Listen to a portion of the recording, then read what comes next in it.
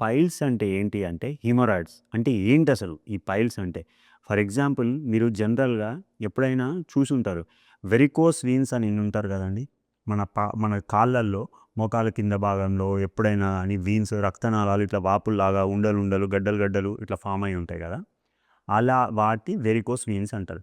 అదే మన రెక్టమ్‌లో అంటే మన యానస్ అంటే మన మోషన్ బోయే ద్వారం దాని పైన ఎప్పుడైతే దాని లోపట రెక్టంలో కూడా రక్తనాళాలుంటాయి. ఆ రక్తనాళాలు ఎప్పుడైతే వాపొస్తాయో, ఉబ్బుతాయో, ఏదైనా ఇన్ఫెక్షన్ ద్వారా గానీ, లేకపోతే ఏదన్నా ఒక ప్రాబ్లమ్ వల్ల రకరకాల కారణాలుంటాయి. ఫర్ ఎగ్జాంపుల్ ఇప్పుడు మలబద్ధకము, కాన్‌స్టిపేషన్ వల్ల గూడా ఏమైతది అంటే ఆటోమేటిక్‌గా పైల్సొస్తాయి. Gastric problems, gut health issues, stress ఎక్కువ ఉన్న, యాంగ్జైటీ ఎక్కువ ఉన్న వాళ్ళకి గూడా ఇంకొకటి థైరాయిడ్ పేషెంట్స్‌లో గూడా మనకేంది అంటే డైజెషన్ సరిగ్గా కాకపోవడం వల్ల కాన్‌స్టిపేషన్, మలబద్ధక సమస్య చూస్తాం.